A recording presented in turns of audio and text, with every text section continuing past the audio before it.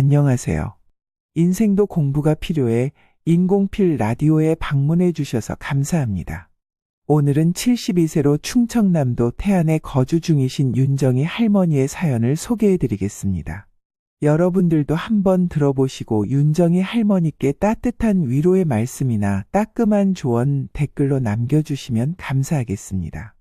이야기를 들으시면서 여러분도 비슷한 경험을 하셨거나 주변에 그런 사람이 있다면 이런 상황에 어떻게 현명하게 대처할 것인지 댓글로 공유해 주시면 좋겠습니다. 그럼 오늘의 흥미진진한 사연 바로 읽어드리겠습니다. 너희도 내가 너희 집에서 자고 가는 거 너무 불편하지? 나도 그래. 그러니까 어서 올라가 봐. 엄마, 그건 애엄마 입장도 좀 생각해줘요. 엄마도 할머니 오시면 불편해 했잖아요. 불편하면 그래도 되는 거니? 세상에 안 불편한 사이가 어디 있어? 부모 자식 간에도 불편하기도 하고 그렇지만 남도 아니고 가족이니까 서로 양보하고 감수하고 그렇게 지내는 거 아니야. 그런데 너희는 그렇지 않은 것 같으니까 내가 맞추겠다는 거잖아. 어차피 너희 지금 자고 가면 나는 또 부엌 앞에서 쪼그려 자야 하잖아. 왜 너희는 안방 차지하고 맘대로 자고 가도 되는데 나는 1년에 2번 자고 가는 것도 없는 사람처럼 숨도 못 쉬고 눈치 봐야 하니. 윤정희 씨의 마음속 깊은 곳에 쌓여있던 불만이 한꺼번에 터져 나왔습니다. 그리고 그녀는 단호하게 말을 마쳤습니다. 이제는 너희 자고 가는 거 나도 싫어. 윤정희 씨는 올해 72세입니다. 남편이 일찍 세상을 떠난 후 홀로 아들 민수 44세와 딸 민정 42세를 키웠습니다. 아들, 딸 모두 서울에서 직장에 다니며 가정을 꾸렸고 윤정희 씨는 여전히 충남 바닷가 마을에서 살고 있었습니다. 민수야, 엄마 10일에 병원 가야 해. 10일이면 월요일이야. 그날 가도 괜찮니? 너희 바쁘면 검사만 하고 내려가고. 아니에요. 집사람도 오후엔 집에 있는데요, 뭘. 그렇게 윤정희 씨는 1년에 4번 서울에 올라갑니다. 3년 전 유방암 수술을 한 이후로 6개월에 한 번씩 정기 검사를 받기 위해서입니다. 서울까지 기차를 타고 시외버스를 타고 병원까지 가는 길은 멀고도 험했습니다. 유방암 수술을 받은 후 정기 검진을 받기 위해 서울까지 이동하는 일은 윤정희 씨에게 매우 고된 일이었습니다. 그녀는 한쪽 유방을 절제했으며 수술은 성공적이었지만 체력적으로 많이 약해졌습니다. 검진을 위해 서울까지 가는 길은 결코 쉽지 않았습니다. 기차를 타고 시외버스를 타고 다시 병원까지 택시를 타고 가는 여정은 윤정희 씨에게 큰 부담이었습니다. 특히 건강이 많이 약해진 그녀에게는 당일치기로 왕복하는 것이 무리였습니다. 처음에는 아침 일찍 출발해 당일치기로 다녀오려 했지만 기차와 버스 이동만으로도 이미 체력이 소진되었습니다. 그래서 윤정희 씨는 아들, 딸과 상의한 끝에 서울에 올 때마다 아들 민수와 딸 민정의 집에서 하룻밤을 묵고 가기로 했습니다. 이렇게 하면 서울까지의 고된 여정을 이틀에 나눠서 할 수 있었고 검진 후 충분한 휴식을 취할 수 있었습니다. 이로 인해 건강을 유지하는 데도 도움이 되었습니다. 오전 일찍 서울 병원에서 검사를 받고 점심시간이 되었을 때 윤정희 씨는 아들의 집으로 향했습니다. 택시를 타고 도착한 아들의 집 앞에서 초인종을 눌렀지만 아무런 대답도 들리지 않았습니다. 몇 번을 더 눌러도 여전히 묵묵부답이었습니다. 오늘 환희 엄마 출근했니? 집에 없는 것 같은데. 아들이 전화를 걸어 며느리에게 확인해 본 후 돌아온 대답은 충격적이었습니다. 엄마, 집사람이 오늘 일이 늦게 끝난다고 그러네요. 근처 카페에 좀 가 계실래요? 보통은 집에 들어가 있으라고 하지 않나 생각했지만 딸 집도 아니고 며느리 집에 함부로 들어가기도 좀 그랬죠. 아무도 없는 집에 먼저 들어가서 기다리고 있는 것도 마음 편하지 않을 것이기에 알았다고 했습니다. 결국 윤정희 씨는 어쩔 수 없이 근처 카페로 향했습니다. 하지만 근처에 있던 카페는 무인 카페였습니다. 사람들이 줄을 서서 기계 앞에서 주문을 하고 있었습니다. 윤정희 씨는 무인 카페의 복잡한 기계를 보고 어떻게 주문해야 할지 몰라 당황했습니다. 평생을 시골에서 살아온 그녀에게는 무인 카페의 시스템이 낯설고 어려웠습니다. 기계 앞에 서서 무슨 버튼을 눌러야 하는지, 어떻게 결제해야 하는지 도무지 알 수 없었습니다. 주변을 둘러보며 도움을 청할 사람을 찾았지만 모두가 바쁘게 자신의 일에 몰두해 있었습니다. 윤정희 씨는 점점 더 당황스러워졌습니다. 사람들의 시선을 의식하며 망설이다가 결국 카페를 나와 아파트 단지 안에 벤치로 발걸음을 옮겼습니다. 그녀는 익숙하지 않은 환경에서 느껴지는 소외감과 불편함에 마음이 무거웠습니다. 한참을 기다린 끝에 며느리 은정이한테 전화가 왔습니다. 어머니, 죄송해요. 1시간 반 정도 있어야 일이 끝날 것 같아요. 천천히 와. 지금 어디 계세요? 카페에 들어가셨어요? 아니, 근처에서 잠깐 누가 보자고 해서 기다리고 있어. 그러니까 천천히 할 일 다 하고 와. 윤정희 씨는 며느리에게 부담을 주고 싶지 않아 거짓말을 했습니다. 그러면서도 마음속 깊은 곳에서는 미리 검진이라고 알리고 온 날인데 서운함이 밀려왔습니다. 자신이 이렇게 힘들게 이동해 왔는데도 며느리를 배려해야 한다는 생각에 한편으로는 억울한 마음도 들었습니다. 하지만 며느리가 자신 때문에 스트레스를 받을까봐 차마 진실을 말할 수 없었습니다. 윤정희 씨는 속으로 한숨을 쉬며 스스로를 다독였습니다. 그녀는 벤치에 앉아 하염없이 시간을 보냈습니다. 시간이 갈수록 피곤함은 더해갔지만 며느리에게 더 큰 부담을 주고 싶지 않아 아무 말도 하지 않았습니다. 윤정희 씨는 자신이 며느리였을 때를 떠올리며 며느리의 입장을 이해하려 노력했습니다. 그러나 그럼에도 불구하고 서운함과 외로움은 가슴 깊이 자리 잡고 있었습니다.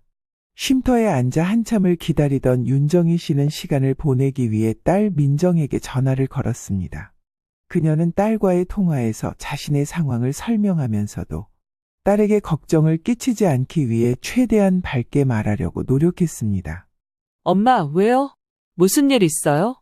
민정의 밝은 목소리가 들리자 윤정희 씨는 미소를 지으며 대답했습니다. 응, 그냥 너희 생각나서 전화했어. 너희는 잘 지내고 있니? 네, 잘 지내고 있어요. 그런데 엄마, 오늘 병원 다녀오시는 날 아니에요? 윤정희 씨는 잠시 머뭇거리다가 대답했습니다. 맞아, 병원 다녀왔어. 그런데 민수네 집에 아무도 없어서 근처에서 기다리고 있어. 민정은 놀란 목소리로 물었습니다. 뭐라고요? 엄마, 지금 어디 계세요? 오빠는 뭐라고 해요? 윤정희 씨는 딸이 걱정할까봐 최대한 침착하게 대답했습니다. 아, 오빠는 회사에 있고 환희 엄마도 일이 늦게 끝난다고 해서 근처 벤치에 앉아 있어. 괜찮아, 걱정하지 마. 민정은 한숨을 쉬며 말했습니다. 엄마, 오빠한테 비번이라도 알려달라고 해서 들어가 있어. 이렇게 기다리지 말고. 오늘 애아빠 야간 근무하고 와서 자고 있을 텐데 어쩌지 엄마. 머뭇거리면서 곤란해하는 딸에게 더는 묻지도 못하고 황급히 대화를 마무리했습니다. 새벽부터 준비해서 올라와 진료보고 이동하는 것이 여간 힘들고 지친 일이 아닌데 이렇게 벤치에 앉아 3시간 이상을 넋놓고 있을 줄 알았으면 진료보고 바로 돌아갈 걸 후회했습니다. 오후 4시가 넘어서야 며느리가 도착했습니다. 윤정희 씨는 며느리가 급하게 저녁을 차릴 것을 생각해 아파트 상가에 감자탕 음식을 포장해 아들의 집으로 향했습니다.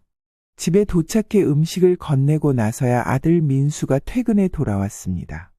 애미야, 반찬도 꺼낼 것 없이 밥만 푸면 되겠던데. 거기 김치도 들어있더라. 셋이서 간단히 식사를 마치고 윤정희 씨는 다짐했습니다. 다음에 검사하러 올 때는 바로 집으로 내려가기로 했습니다. 그리고 다음날 아침, 평소엔 꼬박꼬박 아침을 챙겨 먹었었지만 오늘만은 며느리 불편함을 덜어주기 위해 아침밥은 안 먹는다고 챙기지 말라 말하며 이불 정리를 했습니다. 아들 내외와 함께 일찍 집을 나섰습니다. 윤정희 씨는 아파트 단지를 나서기 전에 가방이 무겁다는 것을 깨달았습니다. 어제 싸온 방울토마토 한 봉지가 그대로 가방에 있었던 것입니다. 아이고, 이놈의 정신머리. 나이를 먹으니 이렇게 늘 깜빡깜빡하죠. 이걸 어쩐담. 이미 어제 하루 종일 가방에 담겨 있어 이미 몇 개는 깨진 상태였습니다. 그냥 가지고 갈까도 생각해 보았지만 또다시 무거운 가방을 들고 버스 타고 내려갈 생각을 하니 막막하기도 했고 맛있는 방울토마토를 아들 며느리에게 주고 싶기도 했습니다. 그래, 요즘 과일값도 금값인데.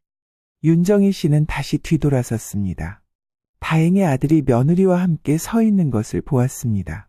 하지만 윤정희 씨는 다가가던 발걸음을 멈췄습니다. 며느리의 외침이 들려왔기 때문입니다.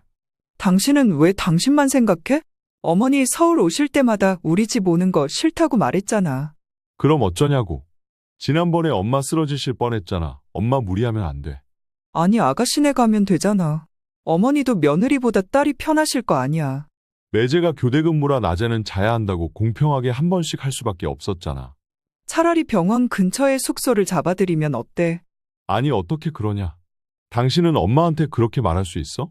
당신이 아들이니까 당신이 말해야지. 그러면 장모님한테 그렇게 말할 수 있어? 그러자 며느리가 말문이 막힌다는 듯 말을 멈췄습니다. 어차피 잠만 주무시고 가시잖아. 당신이 좀 참아. 자주도 아니고 1년에 2번인데.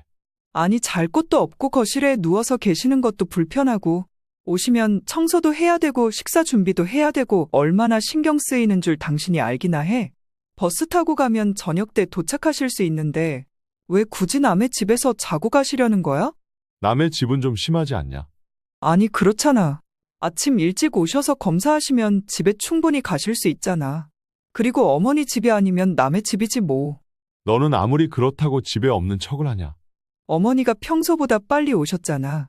나도 바빴어. 냉장고 청소했잖아. 어제 엄마가 몇 시간을 기다리셨는데 몸도 별로 안 좋은 양반을. 어머님이 약속이 있으시다길래 청소하고 나도 좀 쉰 거지. 그 말을 듣고 윤정희 씨는 발걸음을 돌렸습니다.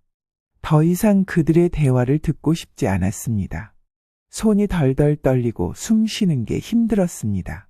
아들과 며느리가 무슨 얘기를 더 나누었지만 그 뒤로는 듣지 못하고 터벅터벅 뒤돌아서서 걸었습니다. 아들과 며느리의 대화에 너무 놀라 눈물이 흘러내렸습니다.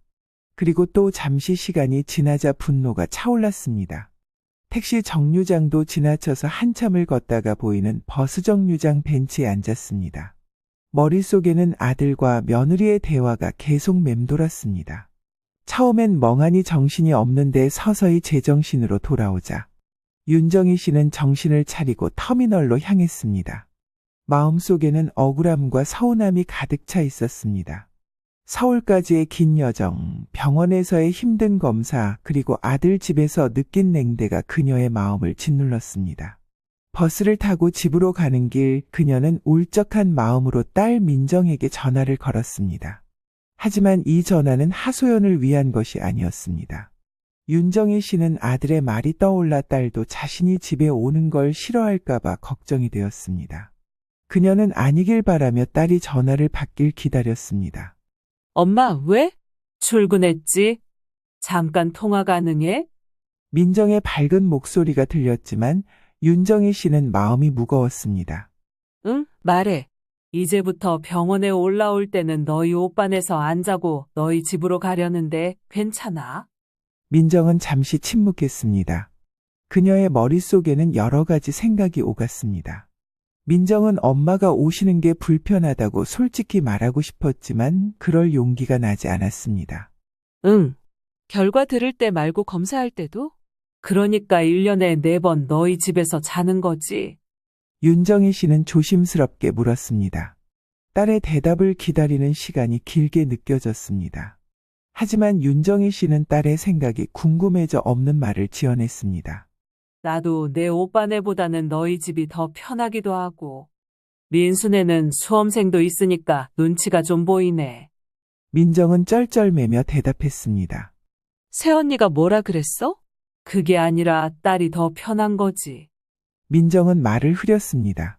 그녀는 어머니가 오는 것이 불편하다는 사실을 솔직히 말하기 어려웠습니다. 하지만 민정의 마음속에는 어머니의 방문이 부담스럽다는 생각이 자리 잡고 있었습니다. 어머니가 오실 때마다 집안일이 늘어나고 신경 써야 할 일이 많아지기 때문이었습니다. 윤정희 씨는 딸의 반응을 보며 모든 것을 이해했습니다.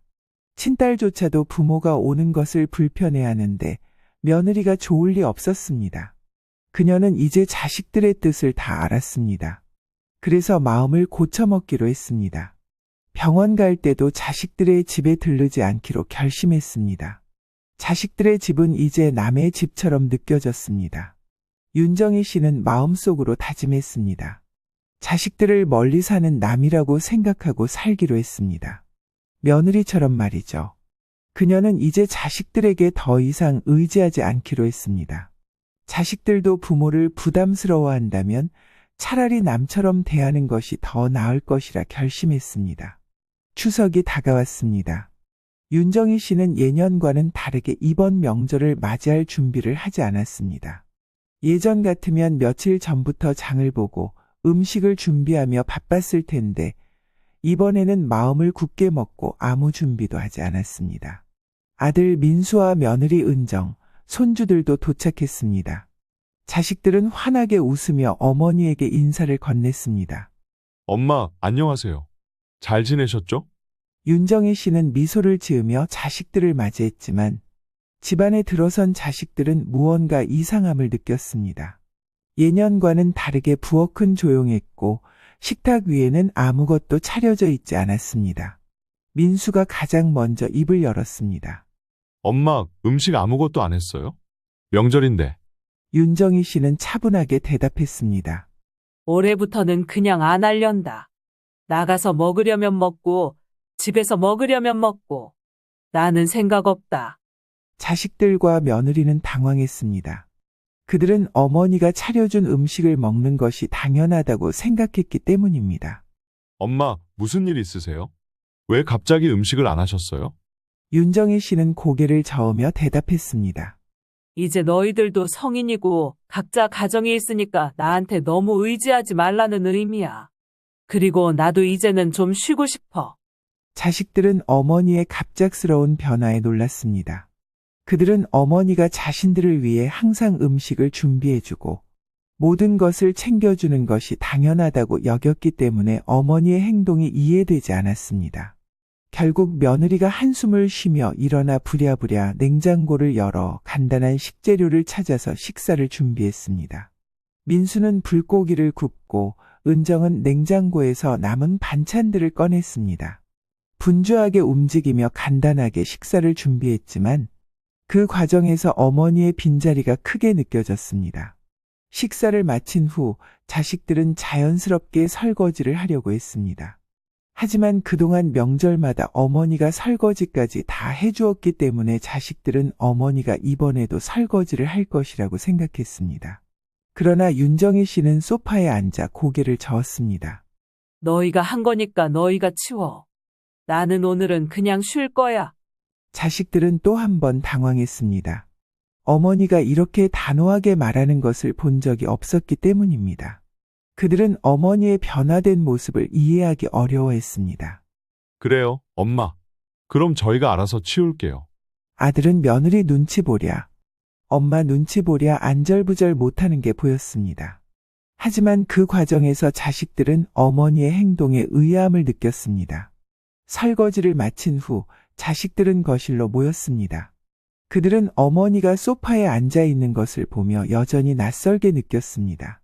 내일 서울로 올라가는 길에 근처에 있는 해수욕장에 들렀다 갈까? 민수의 말에 며느리 은정도 동의했습니다.